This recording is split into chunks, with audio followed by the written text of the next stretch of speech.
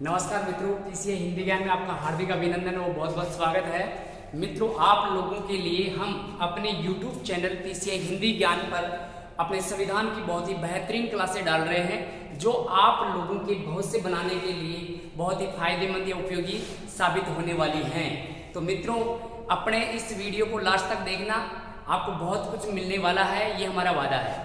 मित्रों, हम यहाँ पर अपने पीसीए हिंदी ज्ञान के माध्यम से संविधान को पढ़ रहे हैं और संविधान की इस कड़ी में हम उपराष्ट्रपति तक पढ़ चुके हैं। अब इसी कड़ी में हम चले मित्रों, तो उपराष्ट्रपति के बाद में हम आगे चलें तो संघ सरकार के दौरान अपना प्रधानमंत्री आता है और मंत्री परिषद आती है। तो मित्रों, सबसे पहले हम चलते हैं अनुच्छेद 72 तक हम पढ़ चुके हैं। अनुच्छेद 72 में राष्ट्रपति के पास समाधान करने का अधिकार है। और मित्रों, आज हम पढ़ने वाले हैं अनुच्छेद 73 से, जहां से मंत्री परिषद की शुरुआत होती है।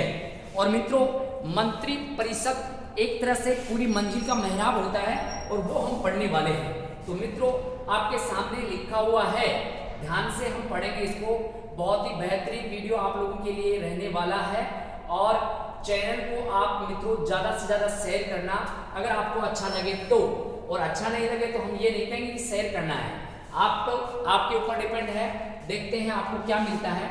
यहाँ पर आपके सामने लिखा हुआ है प्रधानमंत्री और एक लिखा हुआ मंत्री परिषद। और इसी कड़ी में आगे आपके समक्ष लिखा हुआ है मित्रों, यहाँ पर संसद लिखी हुई है और संसद के साथ में यहाँ पर राज्यसभा और लोकसभा लिखी हुई है। तो मित्रों, हम इन सभी को शॉर्ट वीडियो के माध्यम से हम जानेंगे कि यहाँ पर इनका शॉर्ट वर्णन क्या किया हमने। तो मित्रों, सबसे पहले हम बात करते हैं, यहाँ पर आपके सामने अनुच्छेद यहाँ पर 73 लिखा हुआ है। और 73 में अपने जो मंत्री परिषद की जो अंतर्गत जो कार्यपालिका होती है, उस कार्यपालिका की शक्तियों का वर्णन कर रखा है, शक्तियों का विस्तार कर रखा है। और ये विस्तार का वर्णन अपने अनुच्छेद किसमें मिलता है मित्रों? 73 में मिलने वाला है। और ये विस्तार जो है, इसके अंतर्गत हम चलें तो सबसे पहले अपना 73 के बाद में कार्यपालिका की शक्तियां हो गई 73 में। और 74 में क्या है? ये शक्तियां जो होती हैं, ये संघ सरकार के अंतर्गत मंत्री परिषद के अंतर्गत होती है। तो मित्रों, यहाँ पर अनुच्छेद हम पढ़ने वाले हैं आगे 74 लिखा हुआ है। और 74 में यही है कि संघ की जो मंत्री परिषद होती है या संघ का जो मंत्रिमंडल होता है, केंद्र सरकार का जो मंत्री परिषद है, उसका वर्णन अनुच्छेद कौन सा करता है मित्रों? 74 करता है। और संघ की मंत्री परिषद के अंतर्गत अपने जो प्रमुख पीएम साहब होते हैं और इनके साथ वाले जो मंत्री होते हैं, इनकी नियुक्ति का वर्णन हम आगे चलेंगे। तो यहाँ पर अनुच्छेद किसमें मिलने वाला है मित्रों? 75 में मिलने वाला है। जो मंत्री परिषद होगा, ये मंत्री परिषद के अंतर्गत एक तो होगा मित्रों पीएम, भारत का प्रधानमंत्री, और इसके साथ सहयोग के रूप में अन्य मंत्री होंगे जिनकी नियुक्ति यहाँ पर की जाती है। पीएम की नियुक्ति मित्रों राष्ट्रपति के द्वारा होती है। और यह अनुच्छेद कौन सा कार्य करता है? 75 करने वाला होता है। अब अनुच्छेद 75 के अंतर्गत हम देखें तो पीएम और अन्य मंत्रियों की नियुक्ति का वर्णन है, इनके शपथ का वर्णन है, इनके वेतन भत्तों का वर्णन है, इनका पूरा विस्तार जो दे रखा है वो अनुच्छेद 75 में दे रखा है। अब इसके बाद में हम आगे चले मित्रों, तो यहाँ पर अनुच्छेद आता है 76। और 76 को हम चिंतन भी बोलते हैं। तो इस चिंतन को हम पढ़ने वाले हैं। अब मित्रों, यहाँ पर आप लोगों के लिए याद करवाने के लिए हमने एक बहुत बेहतरीन ट्रिक दिया है, जो आपको जीवन में बहुत ही कार्य आने वाला है, यहाँ पर बहुत ही उपयोगी रहने वाला है। मित्रों, कई बार रट के रह जाते हैं, लेकिन कभी लोकसभा पहले आ जाती है तो कभी राज्यसभा अपने माइंड में। आज के बाद में ऐसा नहीं होने वाला और हम सीधा याद रखेंगे अनुच्छेद 75 के बाद में माँ है और माँ के कर्तव्य हैं। किसके कर्तव्य मित्रों? माँ के कर्तव्य हैं। और ये माँ के कर्तव्य बिल्कुल सरल होते हैं। कैसे होते हैं मित्रों? सरल होते हैं। माँ के कर्तव्य कैसे होते हैं? सरल। बिल्कुल शॉर्ट ट्रिक के माध्यम से हम बाद में 75 के बाद में 76, 77, 78, 79, 80, 81 अनुच्छेद हम पढ़ने वाले हैं। माँ का मतलब हो जाएगा मित्रों, आपके सामने लिखा हुआ है महान्यायवादी। तो यहाँ पर ये महान्यायवादी होता है, इसकी डिटेल भी हम चिंतन में आगे पढ़ेंगे विस्तार से। हम केवल महान्यायवादी का प्रावधान कौन से अनुच्छेद में मित्रों?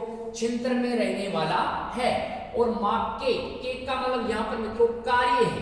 के का मतलब क्या है? कार्य और कार्य राष्ट्रपति के नाम पर प्रधानमंत्री करता है, ये वर्णन अपना अनुच्छेद कौन सा करता है मित्रों? 77 करता है। माँ के कर्तव्य, तो यहाँ पर अनुच्छेद 78 में प्रधानमंत्री के कर्तव्यों का उल्लेख कर रखा है और प्रधानमंत्री अपने बात करें तो राष्ट्रपति और मंत्री परिषद के मध्य एक कड़ी का कार्य करता है, एक पुल का कार्य करता है, एक सेतु का कार्य करता है, वो वर्णन अपना अनुच्छेद कौन सा करता है मित्रों? 78 करता है। ये हमने लिख रखा है। पीएम के कर्तव्य है, पीएम एक कड़ी का कार्य करता है, पीएम एक सेतु का कार्य करता है या पुल का कार्य करता है या मध्यस्थता का कार्य करता है मंत्री परिषद और राष्ट्रपति के मध्य। तो ये वर्णन है मित्रों 78। माँ के कर्तव्य सरल रहने वाले हैं, तो अनुच्छेद 78 के बाद में 79 है और 79 में से मिलाकर हम याद रख सकते हैं संसद के गठन का वर्णन अनुच्छेद कौन सा करता है मित्रों? ये अपना 79 करता है। अनुच्छेद 79 में संसद के गठन का उल्लेख किया गया है। फिर संसद को भी हम आगे विस्तार से पढ़ेंगे। आगे सरल है, सरल है। रेख का मतलब मित्रों अनुच्छेद 80 के अंतर्गत राज्यसभा के गठन का उल्लेख कर रखा है। तो राज्यसभा के गठन का उल्लेख कौन सा अनुच्छेद करता है मित्रों? 80 करता है। और ले का मतलब यहाँ पर ले ये रहा। और 81 अनुच्छेद 81 में लोकसभा के गठन का उल्लेख किया गया है। ऐसे मित्रों हम देखें तो यहाँ पर अनुच्छेद यहाँ हमने 73 से पढ़ा है और 73 से लेकर 81 तक ऐसे हम क्रमशः से याद रख सकते हैं। और मित्रों इसी कड़ी में हम देखें तो ये अपने प्रमुख क्या हो गए? अनुच्छेद हो गए जिनके अंतर्गत ये क्रमशः वर्णन मिलता है। फिर से सुनिए, अनुच्छेद 73 में कार्यपालिका की शक्तियां, 74 में अगर हम बात करें तो यहाँ पर आपके सामने लिखा है 74 और इसके अंतर्गत 74 में एक संघ या केंद्र जिसके मंत्री परिषद का जो वर्णन कर रखा है वो अनुच्छेद 74 में कर रखा है। और अनुच्छेद 75 में मंत्री परिषद के अंतर्गत मुखिया कौन होता है और मुखिया का वर्णन पूरा का पूरा उल्लेख, नियुक्ति, शपथ, ये सारा का वर्णन अपने किस में कर रखा है? 75 में, जो हम अगले वीडियो में पढ़ने वाले हैं। और मित्रों 75 के बाद में आता 76। 76 में हम बात करें तो यहाँ पर क्षेत्र के अंतर्गत महान्यायवादी आता है और महान्यायवादी का उल्लेख अनुच्छेद 76 में होता है।